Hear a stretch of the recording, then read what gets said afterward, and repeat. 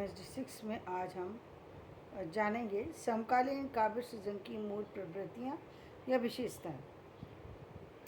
समकालीन काव्य सृजन की मूल प्रवृत्तियाँ या विशेषताओं का वस्तुवादी विश्लेषण और मूल्यांकन या प्रवृत्तियों का समग्र रूप में निर्धारण संभव नहीं है। यानी इतनी सारी प्रवृत्तियाँ और इतनी सारा जो उसका विशेषताएं हैं, इस सारी चीज़ों को दिखाना संभव नहीं है।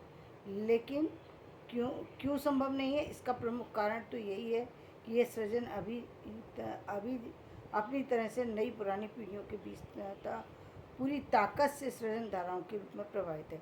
यानी एक तो ये कि इस समय में जो प्रवृत्तियाँ हैं वो बहुत सारी चीज़ें एक साथ सामने आई हैं, बहुत सारे लोग सामने आए हैं, बहुत सारे लोगों के काम की अभी विवेचना हुई नहीं है, अभी बहुत सारे लोगों का काम देखा नहीं गया। तो यानी बहुत सारे लोग तो सामने नहीं है समाज के। तो ये सारी चीज़ें हैं जिसके कारण से अभी इसमें प्रॉब्लम है। नदी की तरह इसने पुराने तटों को तोड़कर जिन नए तटों का निर्माण किया अभी स्थायित्व नहीं पा सकें।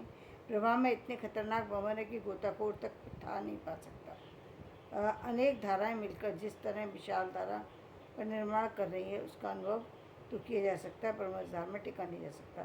कहने का मतलब है कि जो बहुत सारी सी चीज़ें हैं वो लोग प्रयास तो कर सकते हैं, लेकिन इतना ज़्यादा इतना मतलब एक समुद्र है या एक नदी है और जिसकी था का कुछ पता नहीं है। व्यक्ति यदि उसको एक दिन में आंकना चाहे, एक दिन में उसकी सारी चीज़ों को जानना चाहे तो ये संभव नहीं है। दूसरे वो ख़तरनाक भी हो सकता है, क्योंकि जब तक आपको किसी चीज़ का आइडिया नहीं है और आप बिना आइडिया की किसी चीज़ में यदि कुछ जानने की कोशिश करेंगे तो कुछ सही भी आपको प्राप्त हो सकता है, कुछ गलत भी प्राप्त हो सकता है। तो इसलिए भी अभी इसका विवेचन सही ढंग से नहीं हो पा रहा है। उसका अनुभव तो किया जा सकता है, पर मज़दार में टिका नहीं जा सकता। कविता विचार, कविता ठोस, कविता युद्धवादी निषेधवादी कविता आंदोलनों का इतना कोलाहल है कि स्थिर मन से विचार करने में बाधा पड़ती है। पुरानी रुचियों, संस्कारों, शास्त्रीय मानदंडों वाले आचार्य प्रवरों को समकालीन कविता में सृजन का उजाड़वाद, परंपरा की नासमझी, अराजक यौन क्रांति, चीख, गुस्सा, जुझलाहट के सिवा कोई गंभीर समस्या या जीवन दर्शन नहीं दिखाई देता। मतलब कुछ लोगों को तो यहाँ पर कुछ अलग ही तरीके की चीज़ें दिखाई देती हैं, जैसे उनको लगता है कि पुरानी रुचियाँ और संस्कार में उनकी रुचि नहीं है, बिल्कुल ही वो हट चुके हैं। और ये एक तरीके से देखने में आ भी रहा है कि पुरानी चीज़ें पूरी तरह से उन्होंने पुरानी चीज़ों का एक तरीके से पूरा नवीनीकरण हो गया। शास्त्रीय मानदंडों वाले आचार्य प्रवरों को समकालीन कविता में सृजन का उजाड़वाद है, और जो पुरानी धारा के आधार पर अपनी रचनाओं को लिख रहे हैं, यानी खंड काव्य या प्रबंध काव्य लिख रहे हैं, उन पर तो लोगों का ध्यान भी नहीं है और वो उस चीज़ को उतना महत्व भी नहीं देते। यदि वो सारी उन छंद परंपराओं को ध्यान में रख कर के लिख रहे हैं या पुरानी चीज़ों पर आधारित लिख रहे हैं, या अभी तक भी वो केवल एक क्षेत्रवाद में फंस करके रह गए, तो उन चीज़ों पर लोगों का ध्यान भी नहीं जा रहा। और समकालीन कविता में सृजन का उजाड़वाद और जो सृजन का जो एक नया जो चेहरा निकल के रहा है, जहाँ पहले सृजन में केवल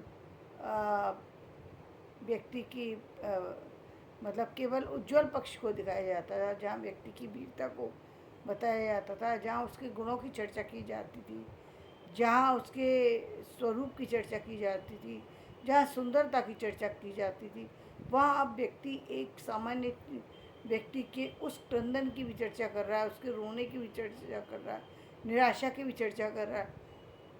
निराशा में वो व्यक्ति क्यों पड़ा, इस बात की भी चर्चा कर रहा है। निराशा कितनी तरह की होती है ये भी चर्चा है। मतलब बहुत ऐसी चीज़ों पर व्यक्ति गया है जहाँ पर पहले जानना संभव नहीं था। परंपरा की नासमझी, अराजक यौन क्रांति, और जो यौन क्रांति जो इस समय आई है, जो तरह तरह की चीज़ें जो हुई हैं कि जो विवाह संबंधी चीज़ों को तोड़कर जो नए संबंधों को स्थापित करने की जो परंपरा चली है, वो सारी चीज़ें जो आई हैं, या चीख, गुस्सा, झुँझलाहट जो दिखाई देती है। ये गंभीर समस्या है, जीवन दर्शन नहीं दिखाई देता।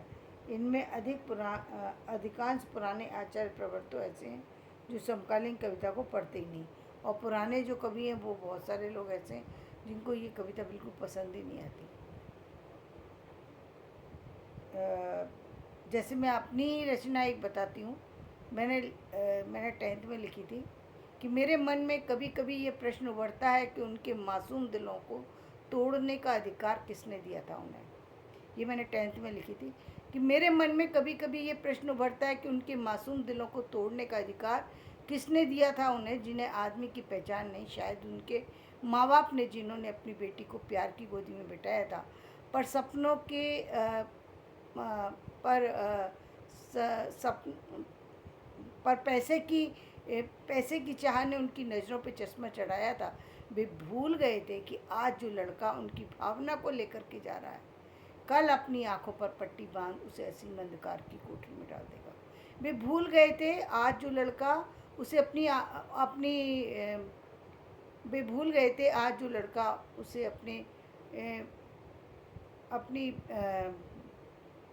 अपने साथ में लेकर जा रहा है, वो अपनी आंखों पर पट्टी बांध उसे असीम अंधकार की कोठरी में डाल देगा। उस समय उसकी खुशियों का क्या होगा जिसने सिर्फ उन्हीं के लिए आंसू पिए होंगे। सोचो और इसका जवाब दो। तो ये मैंने 10th में लिखी थी। तो इस तरह की रचना जब मैंने अपने पिता को दिखाई तो उन्होंने कहा ये क्या लिखा है तुमने। तो मैंने कहा कि जो मुझे समझ में आया वो मैंने लिखा है, जो मैं देख रही हूँ, समझ रही हूँ, और जो मुझे दिखाई दे रहा है वही लिखा है। तो बोले तुम्हें ये सब लिखने की ज़रूरत क्या है। मैंने कहा ज़रूरत, मुझे अच्छा लगा, मैंने लिख दिया। तो ये मेरी थी, जो उनको कुछ समझ में नहीं आई, बड़ा अटपटी लगी कि ये लिख क्या रही है, ये इस समय ये लिखने की उम्र तो नहीं है, ये लिख क्या रही है। और पहली बात, तुम्हें लिखने को कहा किसने। उनका प्रश्न था तुम्हें कविता लिखनी ही नहीं चाहिए, तुम्हें तो और चीज़ों पर ध्यान देना चाहिए, घर की चीज़ों पे, ये तुम कर क्या रही हो।